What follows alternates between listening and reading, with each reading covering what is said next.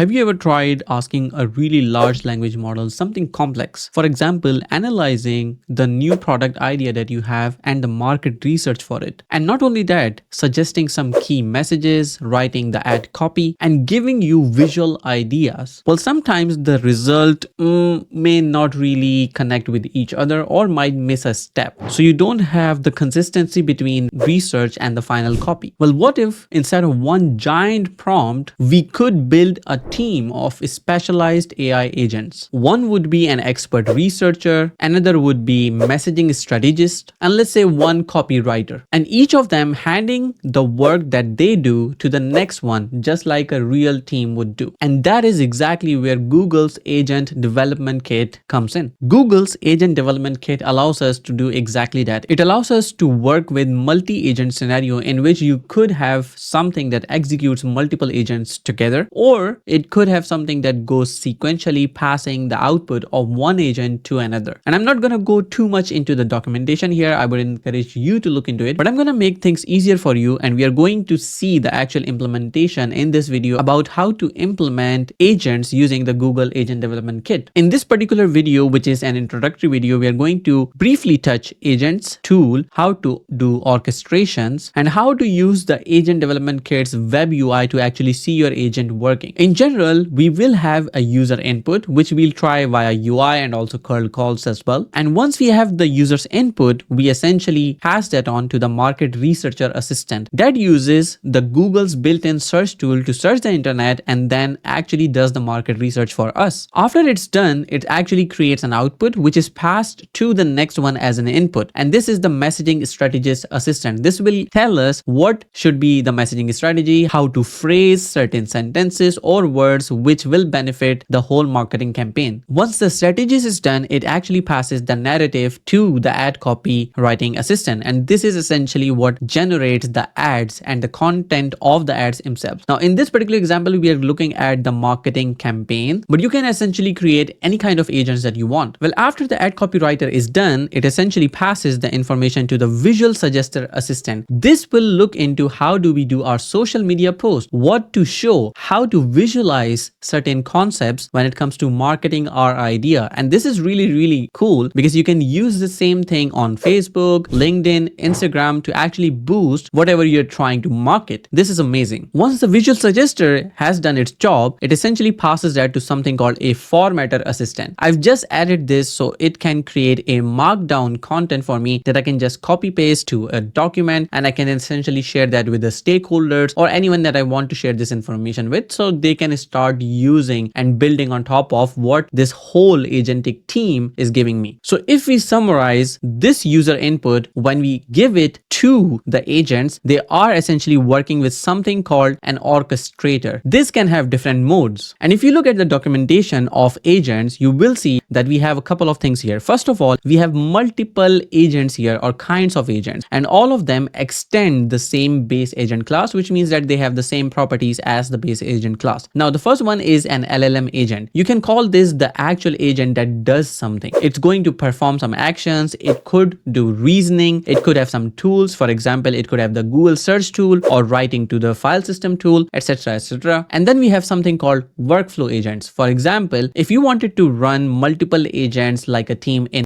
order, you would do it with the sequential agent, which you can see right here. And our example actually uses the sequential agent because when the user's input comes in, it goes through each agent in a sequence. And for example, the ad copywriter assistant cannot really work until these two have finished their job. So this is an example of sequential agent. But you may have certain situation where you want to run things in parallel. For example, once you have gotten the ad copywriter assistant's output, which could contain Instagram posts, LinkedIn post content, and let's say Facebook post content as well, you may want to run these things in parallel. So you may run 3 parallel agents or sub agents, what we call them, one for Facebook, one for Instagram, and one for LinkedIn. So that's how you can structure your multi-agent team. So we did discuss sequential agent and parallel agent. Now let's actually talk about loop agent. A loop agent is something that runs the agents in a loop until a condition is met. For example, let's say instead of giving one product idea, I gave in my question 10 different product ideas. What the loop agent would do is that it would structure it in in a way that it would go for every single idea and perform the whole thing, and until it's done with all of the ideas that it could found from my question, it would run the loop. And once the whole agent response is done, then essentially it ends because of the condition. And finally, we also have something called a custom agent, which you can create yourself with certain tools, etc. It doesn't really matter. You can customize it yourself as well. The beauty of the agent development kit is that you not only are able to use Google's models, but you can also use OpenAI, Claude, etc. Now that we have discussed what the agent development kit is, let's actually get into coding it. So what I'm going to do is I'm going to first start creating a folder, and here I'm actually working with Arch Linux, by the way. But if you're using Windows, I think the process is going to be same, or you can look into how to work with Python on Windows. I think the command is just a bit different. But if you're working with Mac OS or Linux, I think it's going to be the same. So if you're using either Mac OS or Linux, you can essentially run this command and you can say make dir, and here you can say marketing campaign agents ADK, or you could shorten it out and you can say just marketing agents ADK. Then you need to go inside here and then you cd into the folder, and then you can create a file. You can just say touch, and here you can say requirements.txt. Now we are going to actually open this into the editor. So I'm going to open this into Vim. Now here we have the requirements.txt here. So let's add some packages that we need to install in this particular folder. We're going to need two packages. First is going to be Google ADK, and the second one is going to be Google Generative AI. So let's quickly save them. Now in our project folder, we need to create a virtual environment for Python. You can do that by running Python, and if you don't have Python installed in your machine, you can just Google it and download it for your machine. Once you're done with that, you can run python-m, and here you can say venv, and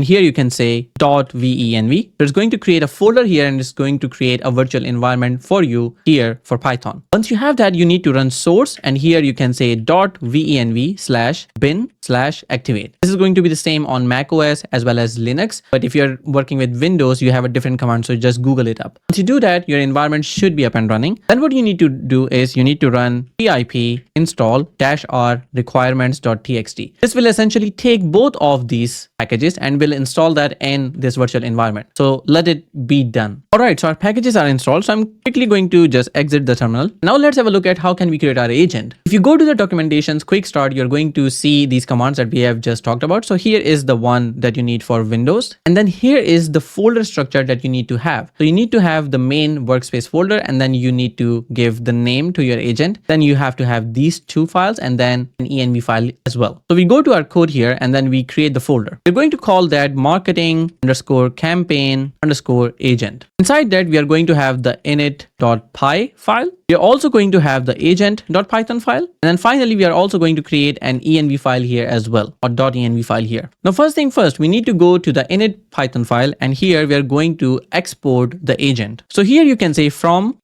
.import agent, which essentially is going to be available to the agent development kit later on. So let's quickly save this. And I actually forgot something. We also need to have another package here, which is called python.env, because we are going to use environment variables quite soon. So let's quickly save this. So I'm going to open my terminal again, and here I have to activate it. But if you want to have, you can just have a terminal open, which has the virtual environment activated. So I'm going to quickly go here and say source venv bin activate, and then we can run pip install or requirements. Okay, so now this has installed the packages for us. So I'm going to leave this terminal open for now. Now, first thing first, we need to have the Google API key in our code base so we can actually use the Google models for our agents. So I want you to go to aistudio.google.com, and once you're there, you click this get API key, and then you can create a new API for your project. I'm going to quickly create one. All right, now that I have my API key here, I'm going to copy it. Now we're going to go to our env file here, and we can create the variables. The first one is going to be Google_API_key, and this is where you paste the API key. The next variable that we are going to use is the model. So here we can say Google_GenAI_model, and we are going to use the Gemini 2.0 Flash, which is pretty fast and also cheap. So we're going to say Gemini-2.0-Flash. Then we are also going to tell it to not use Vertex AI, but rather use the Google AI Studio. So this is going to be Google_GenAI_use_Vertex AI equals false. And actually this should be false. Great. Now that we have this, we are going to create a new file called instructions.py. py.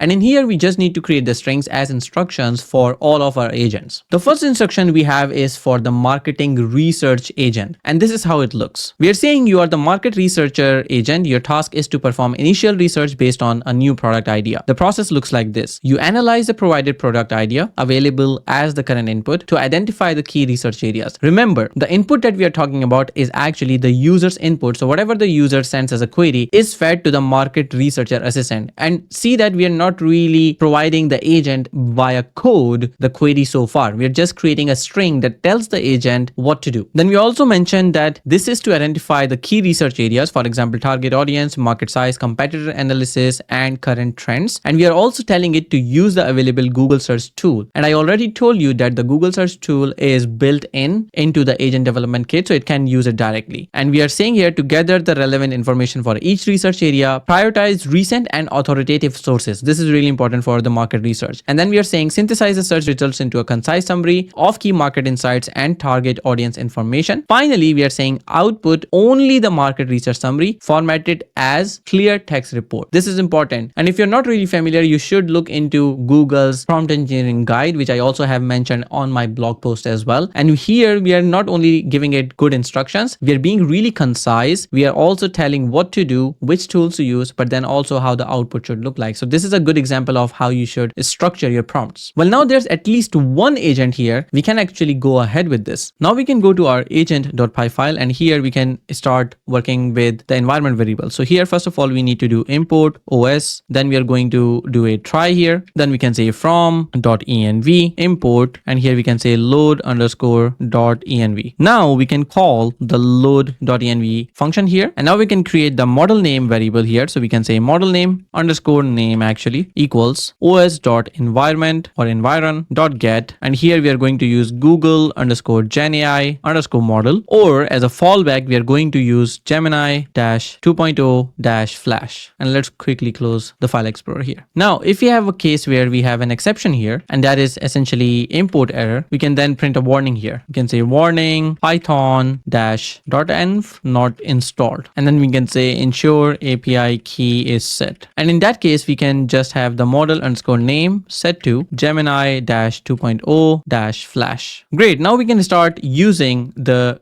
Google's ADK agents. So here we can say google.adk.agents import, and here we are going to import LLM agent and sequential agent. We're also going to do google.adk.tools, and we can import here Google_search. One thing that I just noticed is that something messed up my files. So this should be a folder and it's not a folder here. So, or maybe I messed up here. So what I will do is I'll just remove this, and we're supposed to create that as a folder. So here we're going to actually create a folder, marketing campaign agent, and here this should be a folder, and here we are going to move these files. So let's move these three, and then we are going to move the files to the folder. All right, so now I have actually moved the files. It seems good, and also the env file is inside the folder as well. Now we can proceed forward. So here I'm going to say from marketing campaign agent, which is a module here, dot instructions, just like this. We can say import, and here we are going to import one particular thing which we have created, and that is market research instruction, just like this. Now we can create the agent based on this instruction. So we are going to call it market_research_agent, and we are going to use the LLM agent module for this, or essentially creating this using the function. Now we can also give this the name. So we are going to say name equals market researcher. We're going to say model equals model name. So we already have the Gemini 2.0 flash here. Then we are going to say instructions equals, and here we can use market research instruction. Then we are also going to use tools here, and this is going to be an array, and we can pass the Google search here. Finally, we want to have the output key, and this is really important. We need to give this so the other agents can see what this agent basically produced as an output, and this has to be unique among your agents, of course. So I can call this market research summary. Now that we have the agent created, we need to create this campaign orchestrator, which is going to just use this one for now. So we are going to call this campaign_orchestrator, and we're going to say this is going to be a sequential agent. We're going to give the name here, and this is going to be marketing campaign campaign assistant. We're also going to give this a description as well. And this is something that we have not created at the moment. So we are going to do that in a bit. But then the important thing is sub agents, which is supposed to be an array. In this array, we are going to give the agent that we have, which is market research agent. Finally, we are going to say at the end, we have a root agent, which is this campaign orchestrator. So we are just going to save this now. Now, the only thing that we have missing is this particular part where we are talking about the description of this campaign orchestrator. So we are going to go back to instructions pi, and in here, we are going to create a new variable. And this is how the campaign orchestrator looks. So here we are saying you are the marketing campaign assistant. Your primary function is to guide the user through the process of creating a comprehensive marketing campaign, brief for a new product idea. You will coordinate specialized sub-agents to handle different aspects of the brief creation, including market research, messaging, ad copy, and visual concepts. So I've mentioned all that we actually need to do here, apart from the formatting part, but let's keep it like this for now. Now that we have this campaign orchestrator here, we can essentially start using that inside the agent Python file. So I'm actually going to go here and we are going to paste here. And now we can essentially go at the bottom here as well and use the campaign orchestrator instruction just like this. Now I'm going to save this. Now to run this whole thing, we need something called the Google ADK. And if you go down here, you can see that to run your ADK, this should be the structure, but you can run ADK in 3 different ways. You can run either ADK web, which will spin up a UI for us. We can also run this via the ADK run, giving it the name of the agent that we have. And finally, we can also spin up a fast API based on Python, of course, which we can make curl requests against. We're going to use the simple one. We are going to use ADK web, but for this, make sure that you have this installed based on the instructions here. Now I already have that, so I'm going to run ADK web. And here you can see that it started a server at localhost 8000. So I'm going to quickly open that. And here you can see that we have this whole UI where we can see our agent running. Here you can see the name of the agent. So here it says marketing campaign agent. If I look at anything here, you can see that we only can see the session right here. We have a session ID right here. We can also enable token streaming, which I'm going to do right now. We can delete the sessions, create new sessions, but the main thing is we need to ask basically our agent what to do. Here I can say I have a coffee shop application for coffee chains like Espresso House. Help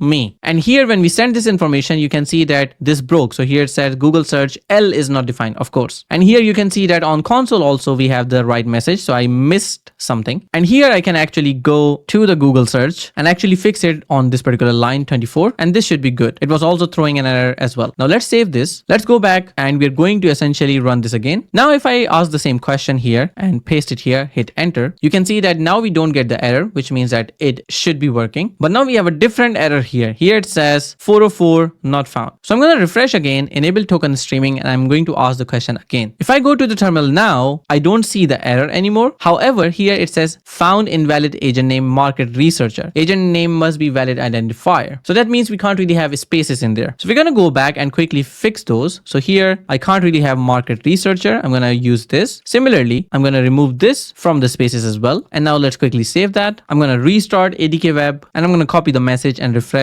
and ask it again with the token streaming turned on. And if I send the message now, do we have some more errors? Well, let's see. Here it says extra inputs are not permitted. Type extra forbidden input value. Aha, okay. All right. I actually figured out what was the issue with this one. And that is instructions is not a thing. This should be instruction rather. And the rest is fine. And now if I go here without even restarting, because I realize I don't really have to restart ADK web all the time, I can paste the message here. And now with the token streaming on, you can see here, we're getting the right response from the LLM. Now, what do we see here? Here you can see that it responds that it's going to do what we ask it to do. We also got the target audience. For example, who are the typical customers of coffee chains like Espresso House, what are the demographics, etc. And then it uses the search tool to get the information in these areas. It does a whole market research for us to help with the copy application. Great. Now here you can see the market size and growth. It actually brought some numbers, for example, 0.11 billion in 2024, etc. So this is all using the Google search. So it's getting the latest and the greatest information here as well. It also gets the key trends as well for us, which is probably something that takes a lot of time for actually people to figure out. And this is amazing. Now we have the target audience, we have the competitor analysis as well, which mentioned Starbucks, Dunkin' Donuts, etc. Makes sense. And then here you can also see Espresso House consideration also mentions that this is a major coffee chain in the Nordic region, and living in Sweden, I can attest that because this is one of my favorite places to go. But I also want to show you something within this UI that I really like. like. If I click this particular message, I can actually see that this marketing campaign assistant actually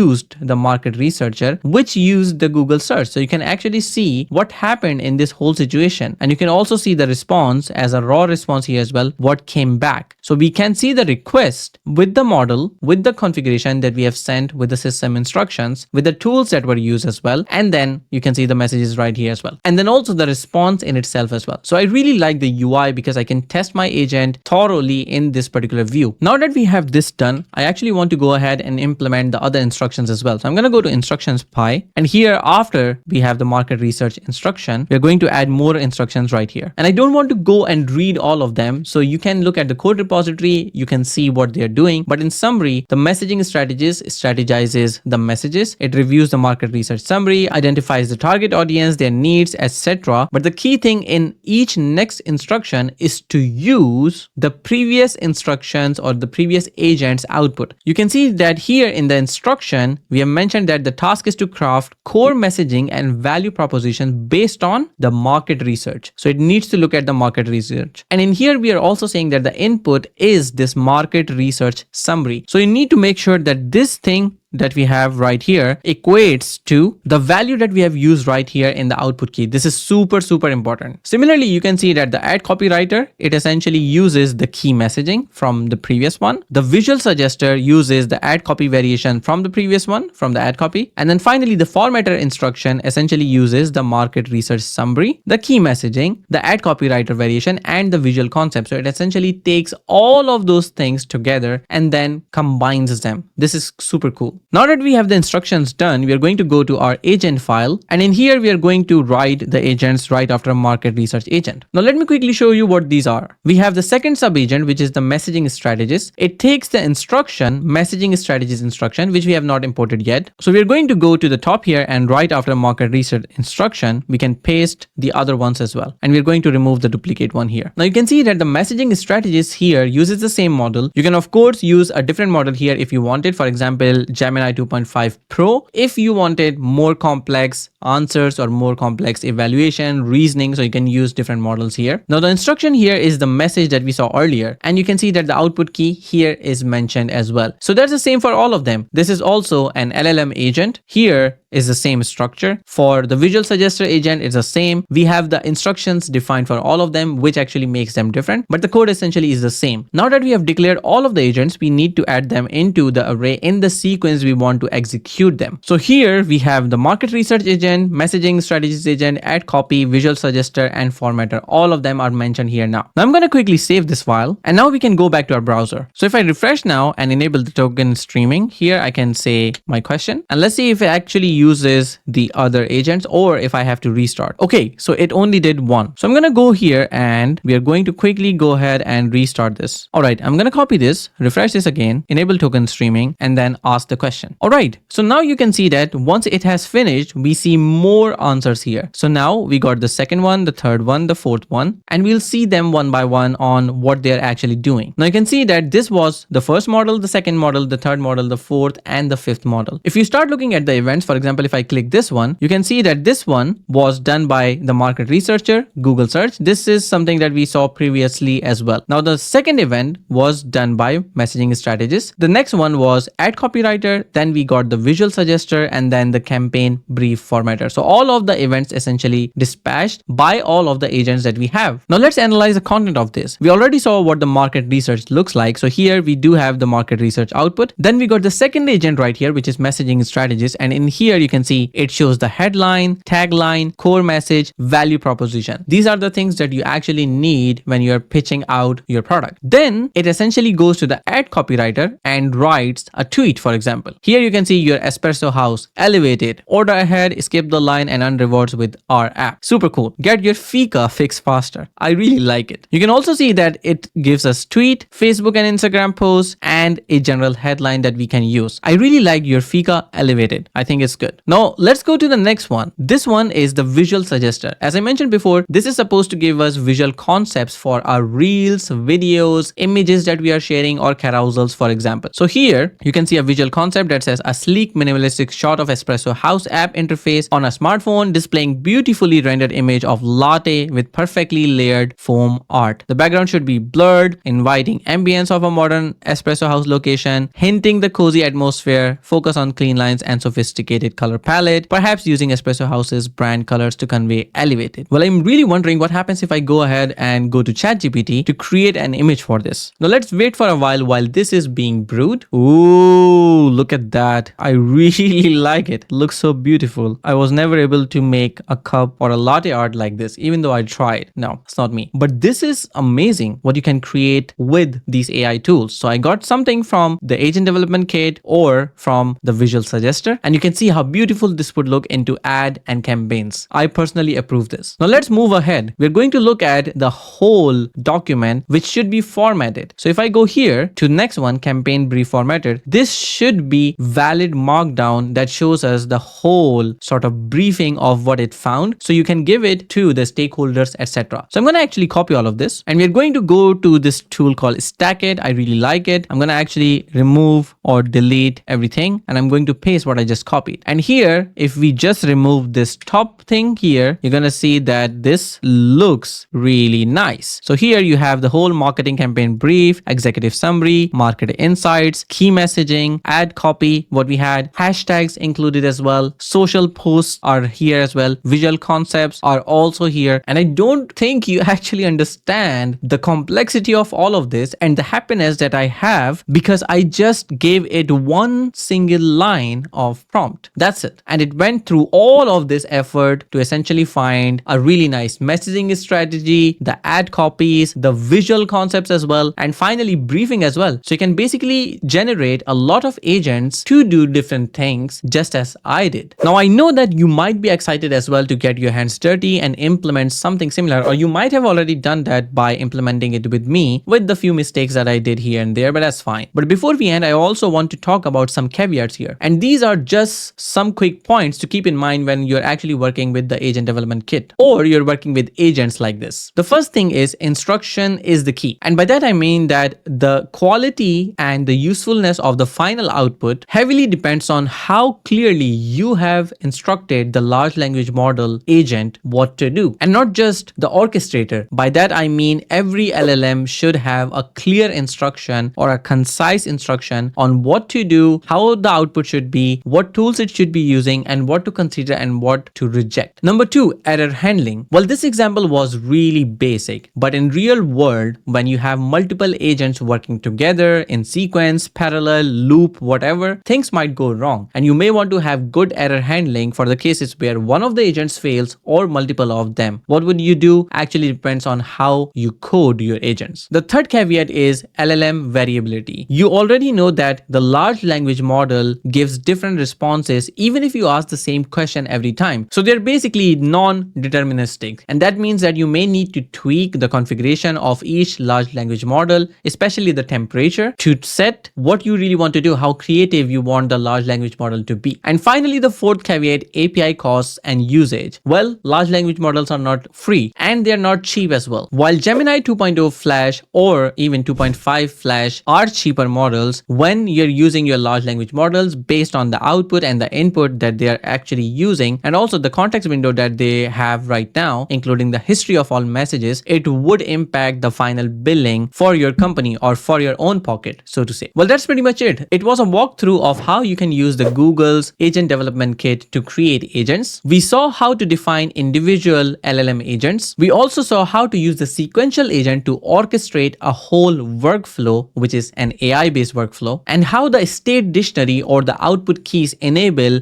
getting the output from one large language model agent to the other LLM agent. And finally, how to structure our code as well, how to separate instructions versus the actual agent's code to keep the files clean. I also want to emphasize that right now this agent actually works on the local machine, but what if we could make this as a service that other applications could call? And that is exactly what we are going to do in the next video. We are going to take this multi-agent assistant to Google Cloud and we are going to use the Vertex AI engines. And if that sounds interesting interesting to you, give the channel a subscribe so you don't miss the notification for when the video comes out. And of course, you can find the code repository of this particular project linked in the description below. And if this tutorial was helpful for you, consider giving it a like. That really helps the channel grow. And thanks for watching. I will see you in the next one. Happy coding.